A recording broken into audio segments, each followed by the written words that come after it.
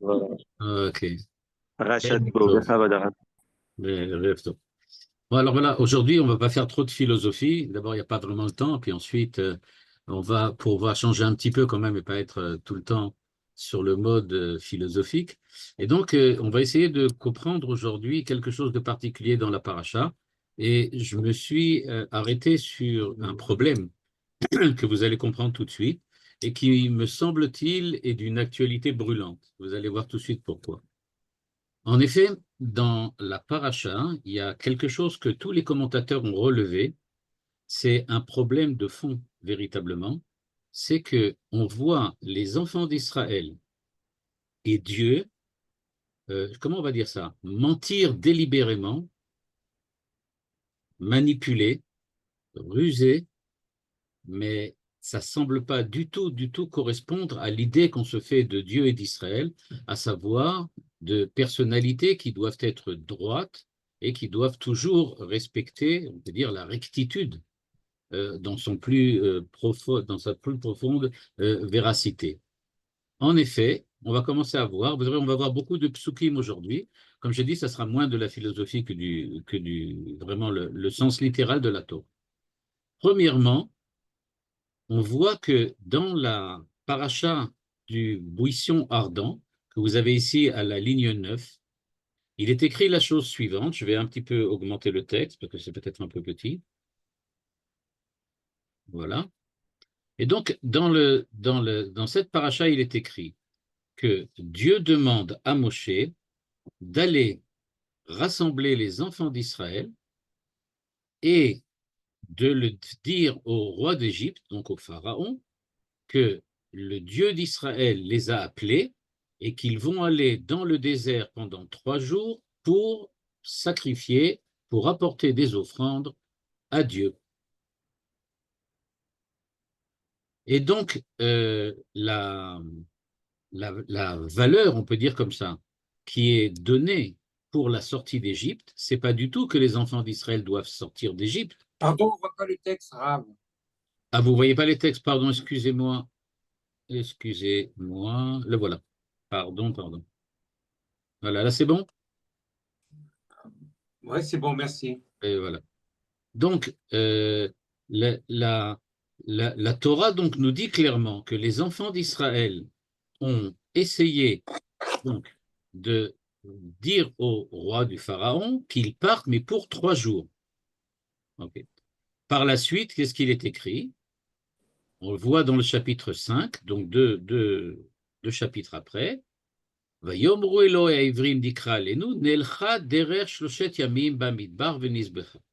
C'est-à-dire, Dieu dit aux enfants d'Israël, allez voir Pharaon et trompez-le. Dites-lui que vous partez que pour 3 jours, mais en fait, vous lui mentez et vous avez l'intention de vous enfuir définitivement pour partir en terre de Canaan. Et c'est effectivement ce qui se passe. Les enfants d'Israël vont voir le Pharaon et Moshe dit au Pharaon, on veut partir 3 jours. Alors l'histoire est évidemment de comprendre, mais alors, est-ce qu'on a le droit de mentir comme ça? Est-ce que Dieu il a le droit de mentir comme ça? Pourquoi il n'a pas dit tout simplement, on va partir, voilà, c'est tout. Qu'est-ce que ça veut dire cette histoire? On veut partir 3 jours, etc. Deuxièmement, c'est pas encore terminé. Quand les enfants d'Israël sont là-bas, en Égypte même, Moshe leur dit, vous allez aller voir vos voisins et vous allez leur demander de vous prêter des bijoux en or et en argent. C'est-à-dire, évidemment, que vous allez les rendre après. Mais vous allez dire, qu'est-ce qu'ils disent? En fait, on va aller faire des sacrifices pendant 3 jours. On vous demande de nous prêter pour la fête des bijoux. Et c'est effectivement, chapitre 12, ce que les enfants d'Israël font. Donc, et donc, ce que l'on voit là, encore une fois, c'est que les enfants d'Israël ont menti. Et pas seulement parce qu'ils l'ont voulu, mais c'est parce que Dieu leur a demandé. Vous allez aller mentir et demander effectivement les bijoux en question en prétextant, en fait, en prétextant que vous voulez simplement Ils partir étaient pour censés 3 jours. ramener les bijoux, ça veut dire? Donc les Égyptiens Ensuite, n'ont pas donné de leur bonne Ils les volonté. enroulaient. pardon, j'entends pas bien. Ah, bon. Ensuite, troisième fois où ça se passe, c'est au moment où les enfants d'Israël arrivent devant la mer Rouge, Dieu dit à Moshe, dis aux enfants d'Israël que de camper à un certain endroit qui s'appelle Pi-Hachirot, et à ce moment-là, ce qui va se passer, c'est que Pharaon va croire, encore une fois, une ruse, ce Pharaon va croire que vous êtes perdus, et je vais renforcer le cœur de Pharaon, on en a parlé la dernière fois, et il va vous poursuivre. Et la Torah nous dit un verset après, et c'est effectivement ce que les enfants d'Israël ont fait. Ils ont fait semblant d'être perdus pour pouvoir ensuite attirer le Pharaon et les Égyptiens et les punir. Voilà. Donc, a priori, on se trouve face à une conduite qui ne correspond pas exactement à ce qu'on a l'habitude. C'est-à-dire, ce n'est pas vraiment le courant de voir Dieu demander de tromper le Pharaon ou de mentir, et on voit ensuite Moshe et Aaron mentir de façon tout à fait éhontée. Oui, tout à fait, on va pour 3 jours, on n'a pas l'intention de partir, prêtez-nous des bijoux en attendant, etc., etc. Et soit dit en passant, au moment du Moyen-Âge, il y a des gens qui ont reproché à Israël toute cette histoire et qui ont dit, en fait, vous êtes aussi malhonnêtes que les Égyptiens eux-mêmes, puisque vous les avez trompés, vous leur avez volé leur argent, etc. Okay. Maintenant, on va voir, est-ce que vraiment les commentateurs, les plus courants, en tout cas, ont-ils fait attention à ce problème? C'est-à-dire, est-ce qu'ils ont relevé un problème dans le fait que les enfants d'Israël, effectivement, et Dieu, et il faut le dire, Dieu se sont comportés d'une manière un petit peu étonnante et paradoxale. Le Abarbanel, donc on parle à peu près du XVe siècle, le Abarbanel dit la chose suivante. Quand il parle sur la paracha du Sné, donc, il dit la chose suivante. Ve'ata nelchana derer shloshat yamim. Dit le Abarbanel, ligne 24 en jaune devant vous. Er tziva idbarach le Moshe Rabbeinu sheyomar bishmo davar kazav vesheker, demande Abarbanel. Comment est-il possible que Dieu demande à Moshe de mentir en son nom? C'est-à-dire que le Barbanel est tout à fait conscient que ça ne peut pas fonctionner. On est en train de faire sortir les enfants d'Égypte. Ce n'est pas normal que Moshe aille mentir, et de la même manière que Dieu dise à Moshe, va et ment. On ne comprend pas d'où ça vient. Et donc il dit, à part ça, dit le Barbanel, et quel est l'intérêt de faire ça? Dieu est tout puissant. On va voir qu'il va frapper l'Égypte avec 10 plaies. Donc, il va montrer sa puissance infinie. Quel est le problème pour lui de dire « Je vais sortir les enfants d'Israël pour les amener en terre de Canaan » Qu'est-ce qu'il a besoin de faire ce stratagème dont on ne comprend pas vraiment le sens? De dire « Non, on part que pour 3 jours ». Quel est le problème? Rabbi Yitzhak Arama, donc à peu près à la même période, un peu avant peut-être, dit la chose suivante. Vadaï, ligne 30 devant vous en jaune aussi. Vadaï eno derer kavod lemala la sotken. Il dit, ça déshonore Dieu lui-même de faire une chose pareille, de mentir. Eno derer kavod.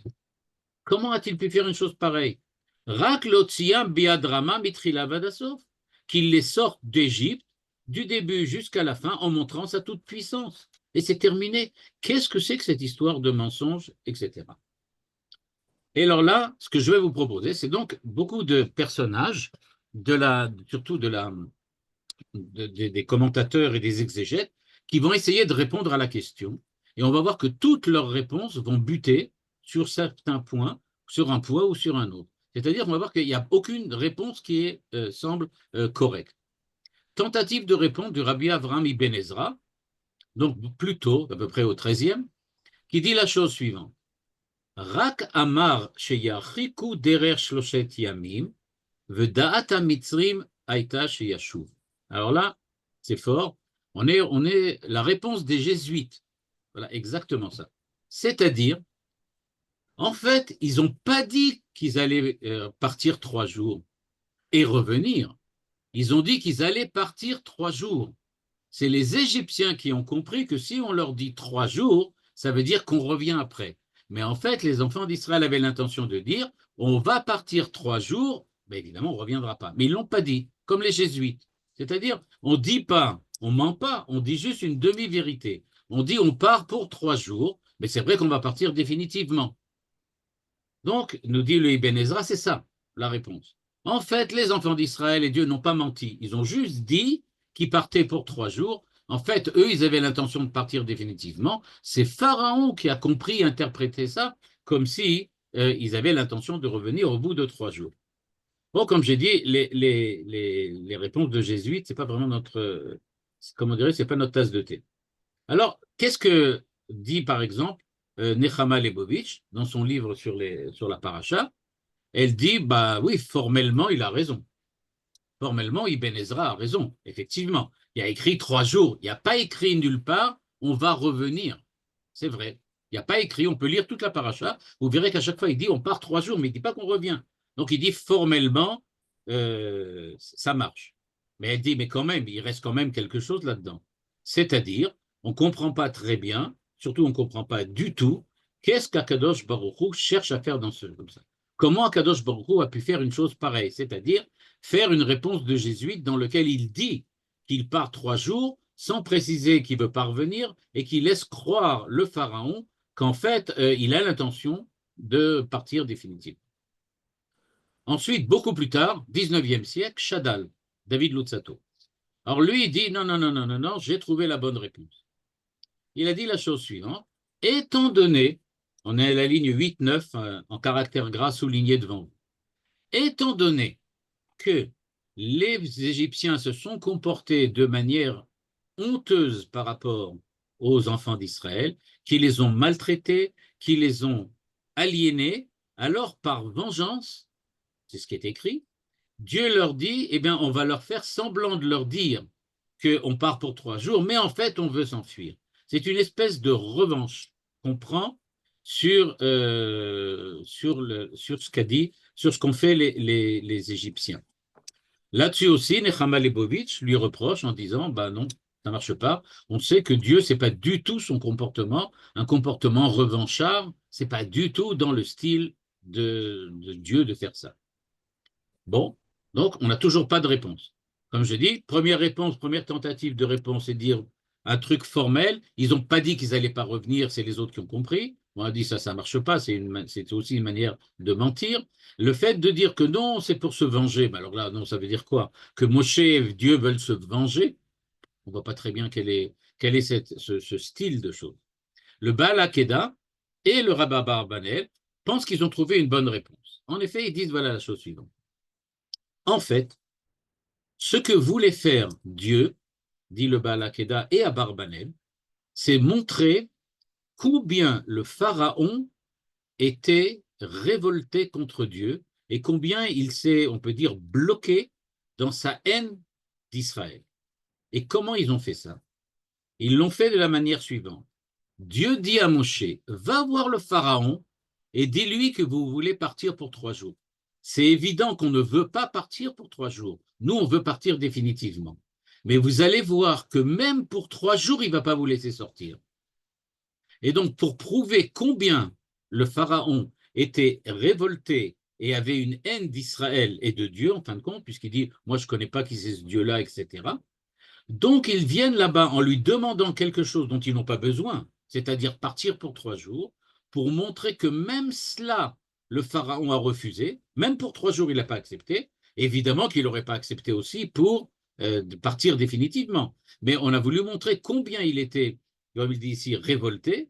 Et donc, puisqu'il était tellement révolté, il a même refusé les 3 jours. C'est pour cela que Dieu l'a dit de le faire chez Moshe.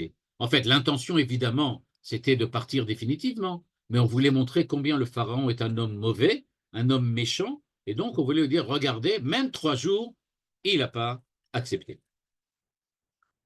C'est la même chose que dit Abarbanel, la même chose dit le Rav Yitzhak Arama, le Baal Hakedat Yitzhak, et donc et la même chose dans le Ktav VaKabbalah, beaucoup plus tard, au 19e siècle.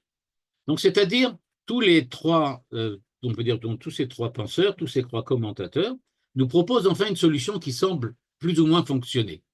Donc, en fait, quand dans la paracha, vous allez lire qu'on demande de partir pour 3 jours, ce n'était pas l'intention de partir pour 3 jours, mais c'était juste pour prouver combien le pharaon était opposé à la sortie d'Israël. Et donc, même 3 jours, il n'a pas voulu.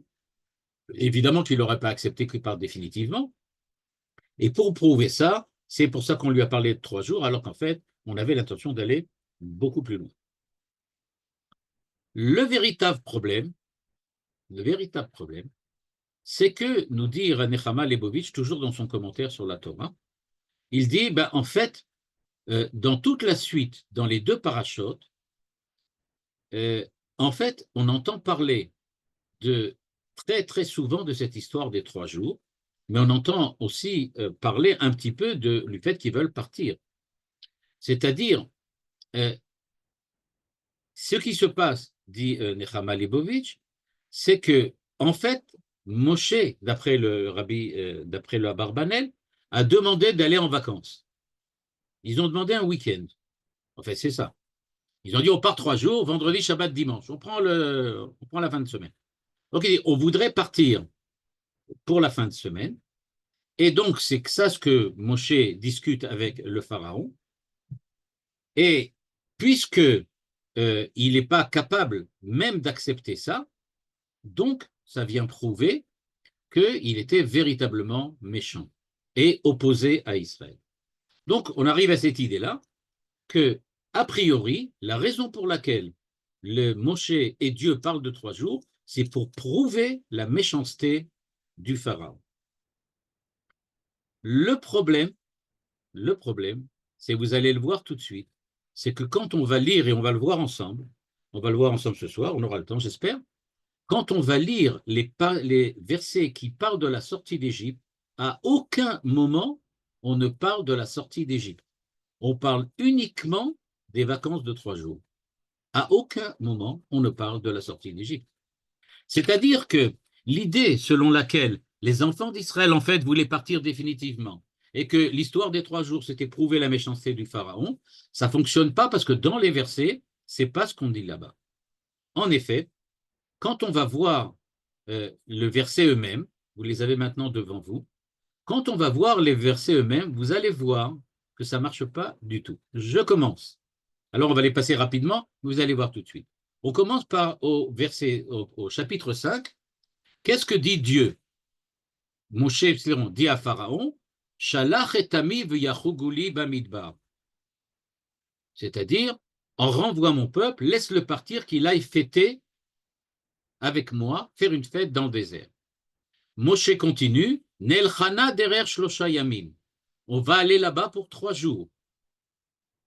Ok, Shalach et ami, envoie mon peuple. Au chapitre 7, Dieu, au moment de la première plaie, la plaie du sang, Moshe dit à Pharaon, Shalach et ami ve'yavdeni bamidbar. C'est-à-dire, il va me servir, il va faire une fête dans le désert. C'est-à-dire, on parle des 3 jours. On ne parle pas de partir en terre de Canaan.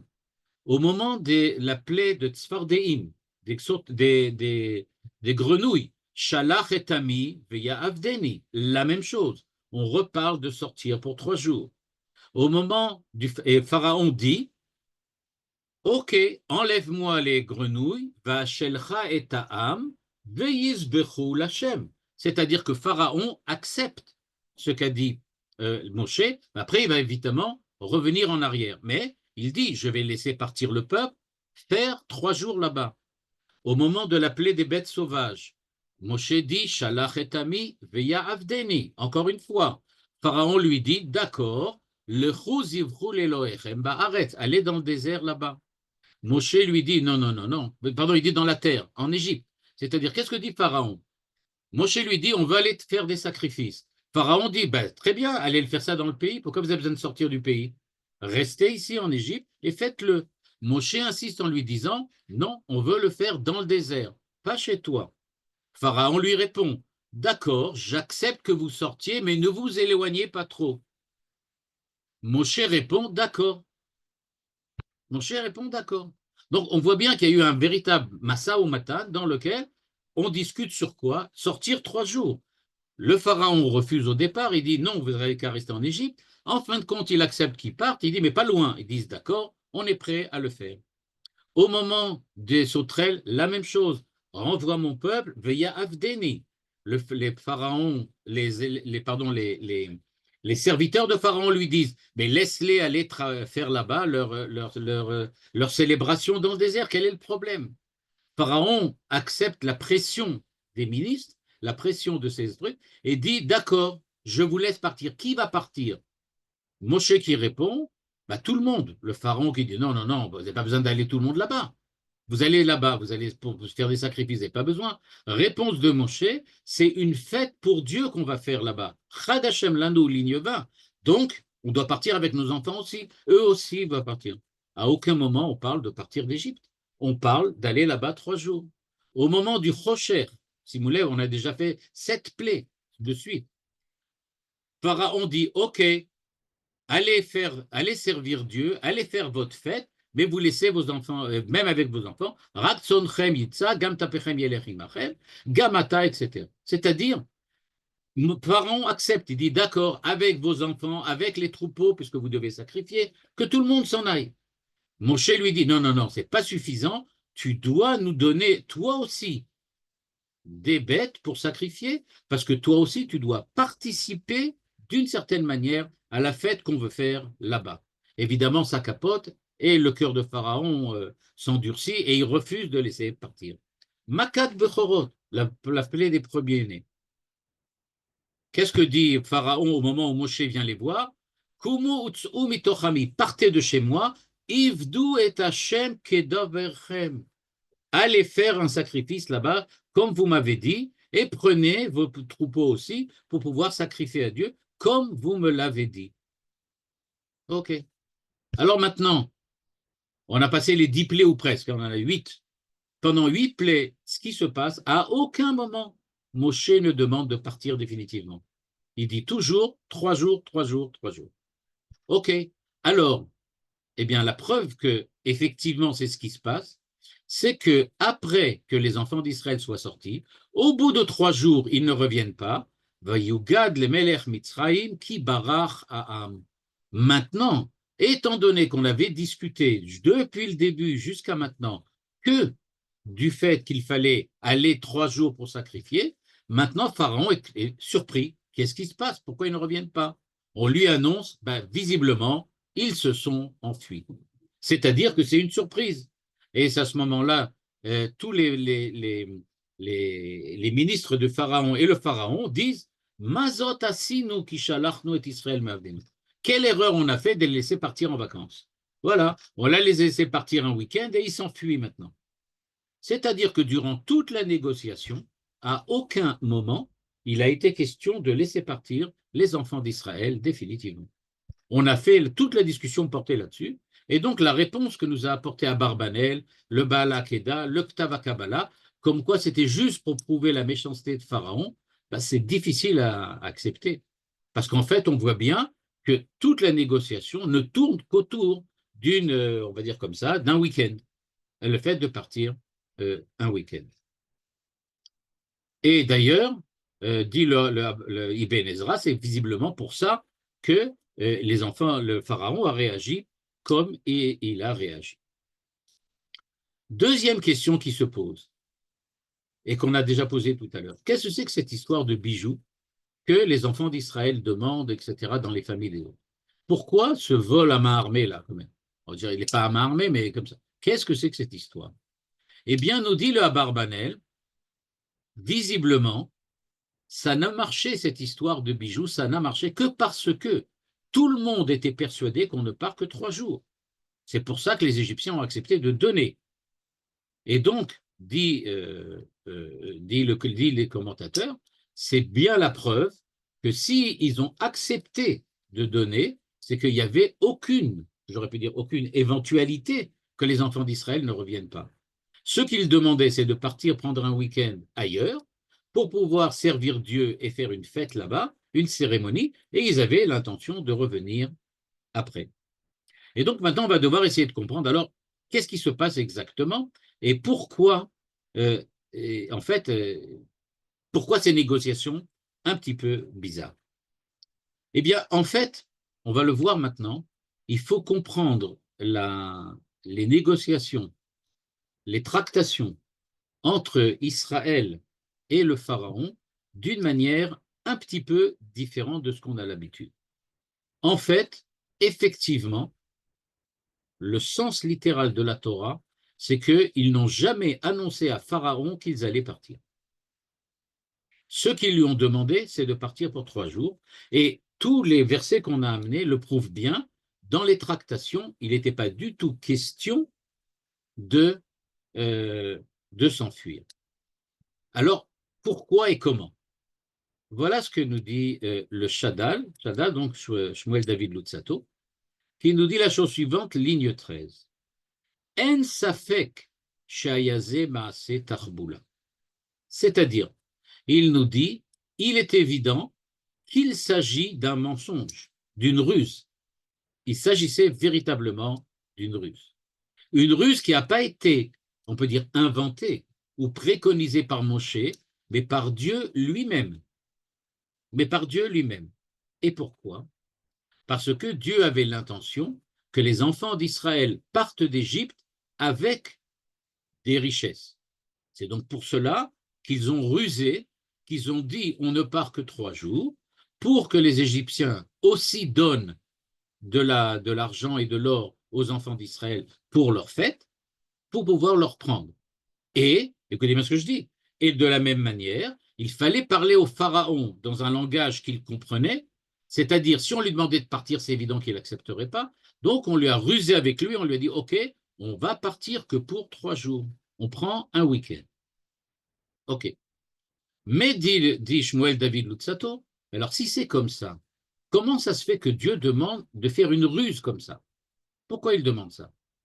Est-ce que les enfants d'Israël ne vont pas apprendre en fait de Dieu qu'on a le droit de mentir, qu'on a le droit de faire comme les jésuites, de cacher, de dire des semi-vérités et des choses comme ça? Est-ce qu'en fait c'est véritablement éducatif de dire au peuple, vous allez mentir, vous allez voler, vous allez... Est-ce que c'est ça? Est-ce que Dieu n'a pas l'intention de faire la justice véritablement? Et nous dit le Shmuel David Lutzato, en fait non. Étant donné ce qui s'est passé déjà avant, les enfants d'Israël vont certainement comprendre qu'il s'agit d'une certaine façon de leur, on peut dire comme ça, de punir les Égyptiens pour leur conduite et que les enfants d'Israël récupèrent une partie, on peut dire comme ça, de ce qu'ils ont subi quand ils étaient en Égypte. C'est comme ça plus ou moins que Shmuel David Lutzato présente le problème, mais pour comprendre la réponse qu'il veut essayer de donner, on va faire appel à Rabbeinu Nissim et d'Espagne, Rabbeinu Nissim bar Reuven, qui est donc un des plus grands penseurs et de la halacha aussi de ce siècle. Et voilà la réponse qu'il dit. Ce que voulait en fait Dieu, il dit, Dieu ne voulait pas simplement, en disant à Moshe de dire qu'ils vont là-bas pour 3 jours, simplement lui mentir. Mais ce qu'il voulait, la véritable raison, c'est qu'il ne savait pas, ni Moshe, ni les enfants d'Israël, qu'effectivement, c'était une ruse.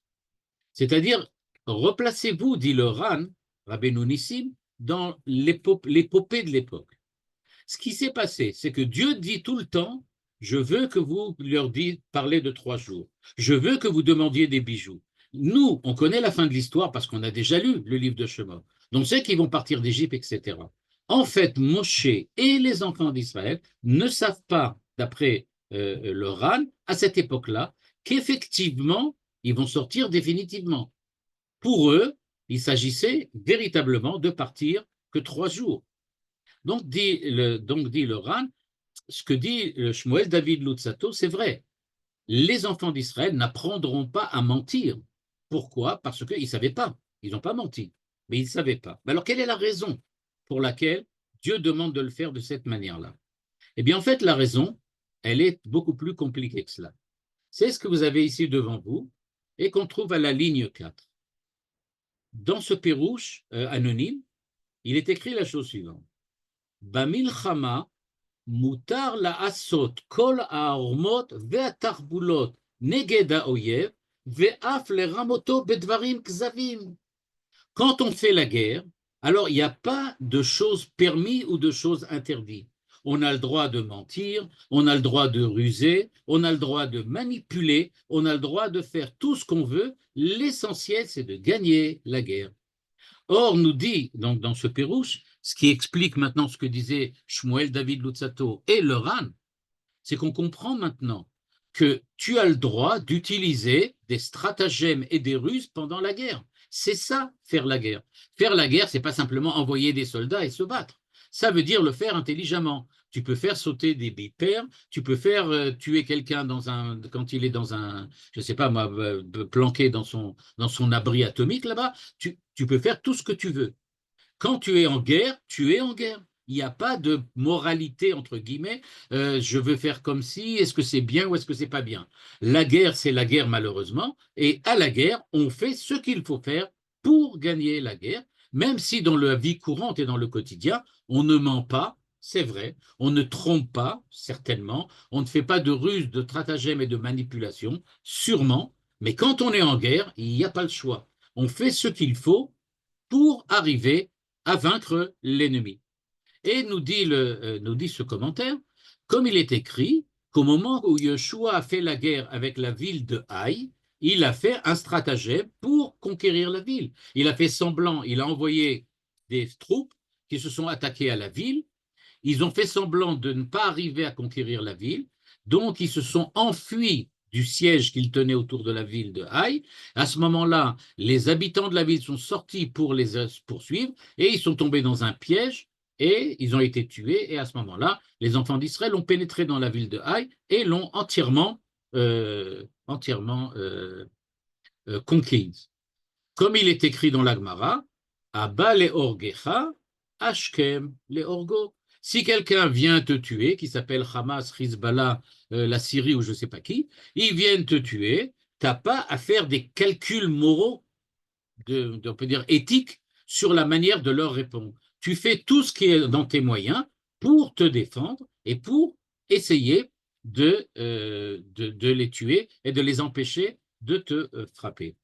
Et donc, nous dit ce commentaire, c'est donc toute l'idée, c'était de tromper Pharaon, qu'ils acceptent qu'ils partent pour 3 jours, pour, écoutez bien maintenant l'histoire, pas pour sortir d'Égypte, pour qu'ils les poursuivent.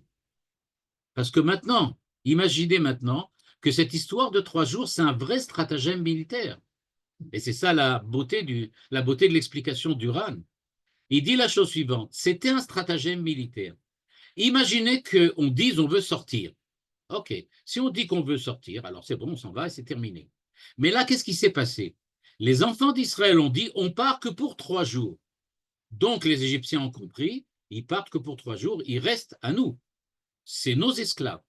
Au bout de 3 jours, ils ne reviennent pas. Donc, on va sortir d'Égypte, toute l'armée va partir, elle va aller les combattre et les reprendre et les récupérer et les ramener en Égypte.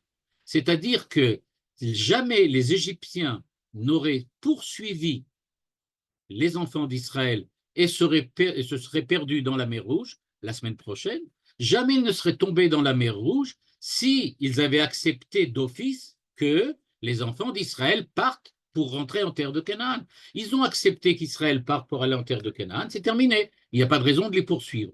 Or, ce que voulait Dieu, et ce que Moshe et les enfants d'Israël ne savaient pas, la semaine prochaine, vous allez voir que les enfants d'Israël vont pleurer en disant hey, pourquoi tu nous as amenés ici? Pourquoi tu nous as fait tout ça? Ils vont nous massacrer maintenant. Pourquoi? Parce que eux, ils étaient vraiment persuadés qu'on allait pour 3 jours et qu'on revenait. Et donc maintenant, ils disent on est tombé dans un piège. Nous, on est tombé dans un piège. Parce que maintenant, ils nous poursuivent. Et à ce moment-là, Dieu leur dit je ne vous demande pas de pleurer, je vous demande d'avancer dans la mer, vous allez voir.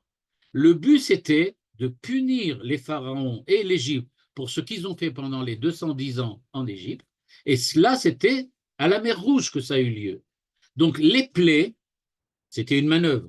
Les 3 jours, c'était une manœuvre.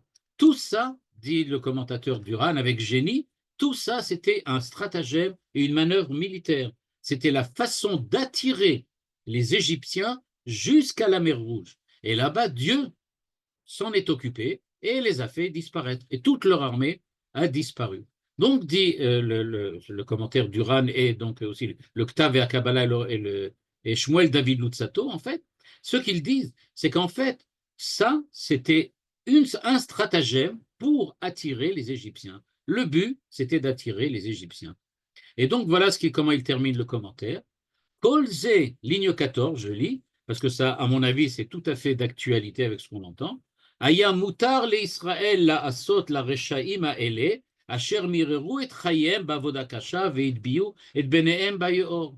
On pourrait dire aujourd'hui, ça c'est ce qui est tout à fait le droit de faire au Hamas après ce qu'il a fait le 7 octobre. On n'a aucun scrupule à avoir, aucun scrupule.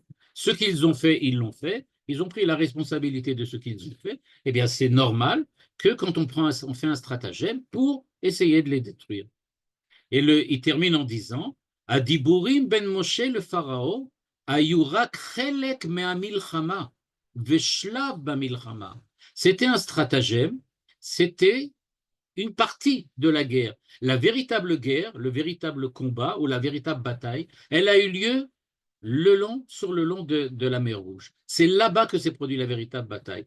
Avant, il y avait un stratagème absolument génial de Dieu et de Moshe, qui peut-être, dit le Rav Shadal, n'était pas au courant.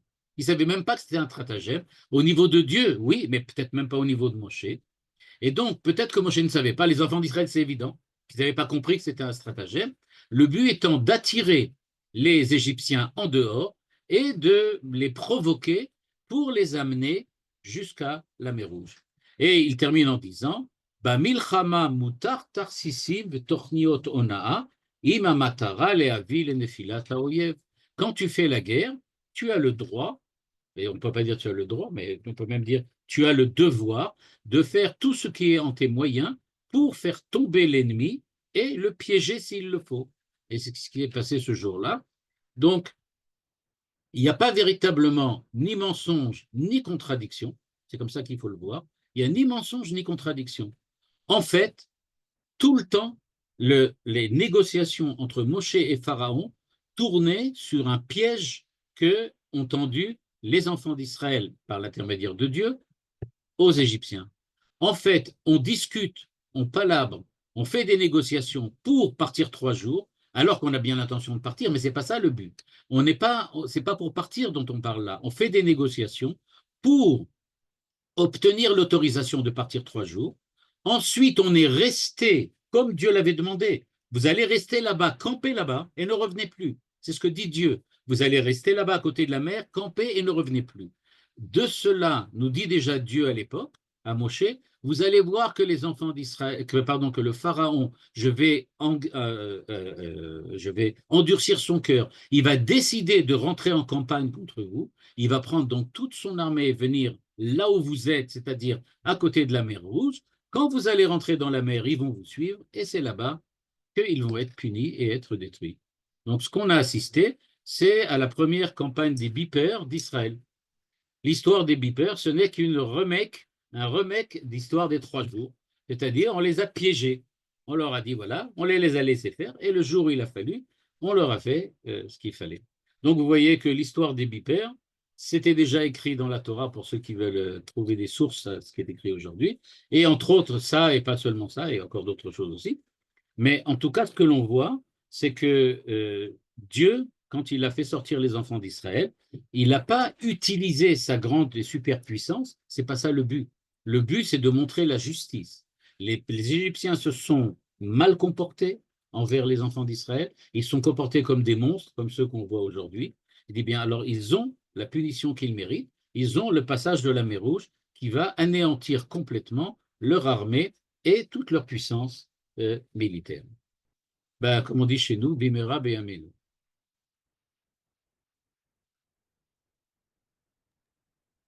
Toda Rabba, Rabba. Je suis contente parce que j'avais trouvé la réponse déjà. Ah, ben super.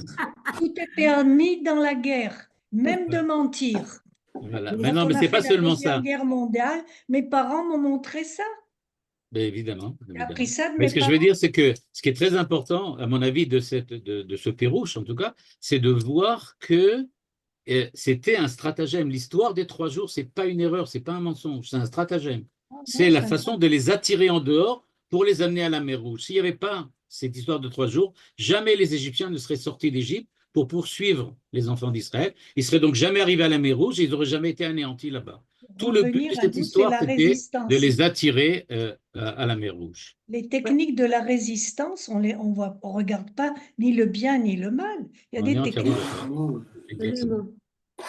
Oui, Permettez-moi de dire quelque chose là maintenant. Ok. Je Oui. voudrais dire à tous ceux qui nous écoutent qui sont formidables. On a attendu une demi-heure le début du cours du Ravouziel. Et ça montre à quel point les cours du Ravouziel sont importants pour nous. Vraiment, Exactement. bravo. Je voulais quand même faire en plus une petite remarque au sujet de ce que vous avez dit. Finalement, c'est qu'une toute petite partie des Juifs qui sont sortis d'Égypte. Alors pourquoi c'était un tel drame pour Pharaon? Ah ben, lui, il ne savait pas au départ qui allait sortir et qui n'allait pas sortir. Et il n'avait pas la possibilité d'être au courant, d'après cette explication, hein. C'est-à-dire qu'il ne pouvait pas savoir exactement combien il y en avait et combien il n'y en avait pas. D'ailleurs, on voit qu'il n'est pas vraiment au courant toujours de ce qui se passe, parce qu'on lui dit Vayugad le melech Mitzrayim ki barach ha'am. C'est-à-dire, il y a des gens qui sont venus le voir en lui disant tu sais qu'ils sont partis, ils ne sont pas revenus. C'est-à-dire que visiblement, il avait d'autres choses à faire et qu'il s'occupait d'autres choses. Et donc, il n'était pas vraiment au courant de ce qui se passe. Lui, il s'occupe plutôt à l'époque, on pense, hein, parce qu'on n'était pas là-bas, donc on n'a pas vraiment de preuves, mais on pense que surtout les souverains de l'époque étaient surtout occupés à tout ce qui se passe dans la cour, vraiment à côté d'eux. Ils n'étaient pas vraiment intéressés par ce qui se passe très loin. Mais d'un autre côté, évidemment, s'il y avait un danger pour la sécurité de leur pays, etc., évidemment, ils intervenaient ou ils allaient voler. En général, les guerres, c'était toujours pour aller voler ce qu'il y avait à côté. Moi, je voudrais poser une question. Finalement, dans tout ce stratagème, les Bnei Israël, ils ne savaient pas. Exactement ce que Dieu qui dit. savait. C'est ce que le donc- Ran, Rabbeinu Nissim, donc imaginez au XIVe siècle, hein, Ouais. Rabbeinu Nissim au XIVe siècle, c'est ce que Rabbeinu Nissim disait. Il a dit les enfants d'Israël, eux aussi, n'étaient pas au courant que c'était un stratagème. Ils étaient persuadés qu'ils allaient pour 3 jours. Donc, finalement, les conclusions, si on actualise les choses, alors nous, il faut que Dieu nous dise de faire des stratagèmes ou il faut les faire nous-mêmes, les stratagèmes. Moi, je pense qu'aujourd'hui, je pense que C'est très bien dans les l'armée, faire. enfin dans l'armée, je ne sais pas, mais en tout cas dans les C'est très services, bien les faire. dans les services de Service secret, sécurité, etc., On on le voit fait. qu'ils savent Ça faire fait. ce genre de choses. Mais On fait ça, on fait ça. C'est pas C'est Dieu ce que qui dit, dit, c'est c'est ce que nous. dit le commentaire. Il dit, quand tu es en guerre, tu es en guerre. Tu utilises des stratagèmes. Tu es pas là pour préserver les lois de la morale et de l'éthique. C'est pas, je sais pas. J'ai du mal à imaginer, je veux pas dire du mal, mais j'ai du mal à imaginer quelqu'un comme Emmanuel Levinas partir en guerre. Il a subi la guerre, malheureusement. Une partie de sa famille a été massacrée, etc. Mais je veux dire par là, c'est pas le style à mettre en place des stratagèmes. Il est beaucoup plus intéressé par la pensée éthique et morale.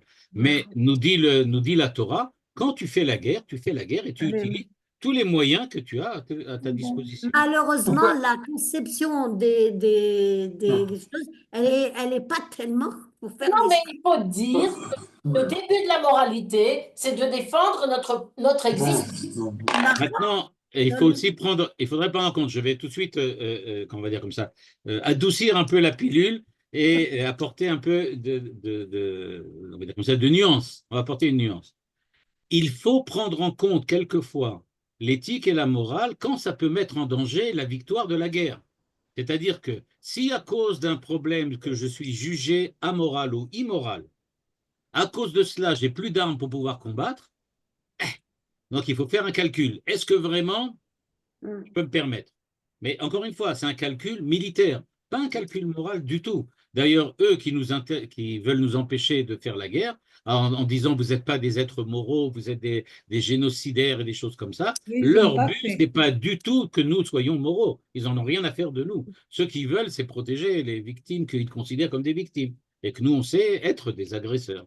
Pourquoi Paro il les laisse partir 3 jours? C'est-à-dire c'est à la suite de la pression Des plaies. Exactement. Et si vous vous rappelez ce qu'on a dit la semaine dernière quand on avait parlé des plaies, eh bien, en fait, ce qui se passe, c'est que les plaies, on avait vu un commentaire qui disait que Dieu a endurci le cœur de Pharaon pour qu'il puisse supporter les plaies, qu'il puisse les supporter. Eh bien là, il me semble qu'il y a quelque chose de cette idée-là. C'est-à-dire, il y a eu les plaies, mais il ne fallait pas que ça soit ni trop fort ni trop faible. Il fallait que ça lui laisse la possibilité de partir, mais avec l'espoir qu'il revienne. Parce que sinon, ça ne marcherait pas. Donc, il a fallu être ambivalent, aller jusqu'au bout, mais sans aller vraiment jusqu'au bout. Donc, on a brisé Pharaon, il a accepté, donc il est persuadé qu'il a accepté ce que Moshe demandait, 3 jours. Maintenant qu'il a accepté, il peut tomber dans le piège et poursuivre. Moi, ce que je ne comprends pas, c'est pourquoi les Égyptiens ont accepté de prêter des bijoux. Oui. Ça, j'arrive pas à comprendre. C'était les Ils avaient bons peur de la signes. puissance. Ils À mon ont- avis, il y a un commentaire qui le dit. Avec les 10 plaies qui se sont produits, ils ont eu peur. Ils ont eu peur quand ils ont vu tout ce qui s'est passé. Ils ont dit, on va leur donner, on s'en débarrasse, qu'ils aillent là-bas faire leur fête, et puis qu'ils reviennent et qu'ils continuent à être nos esclaves. Parce que tant qu'on ne les laisse pas partir, on va se faire taper. Alors, on leur donne ça, on leur donne de l'argent, c'est seulement de l'argent, qu'ils aillent, qu'ils fassent, qu'ils font ce qu'ils veulent, et dans 3 jours, ils reviennent et toutes les choses vont reprendre comme c'était avant. Soit dit en passant, c'est exactement ce que pense aujourd'hui le Hamas. Ils disent, OK, on va accepter de perdre, on va accepter de rendre les otages, on va accepter ci, on va accepter ça. On espère qu'une fois que c'est passé, on va reprendre comme c'était On avant recommence. et on recontinuera et ça recommencera la prochaine fois. Malheureusement. C'est Tarboulim.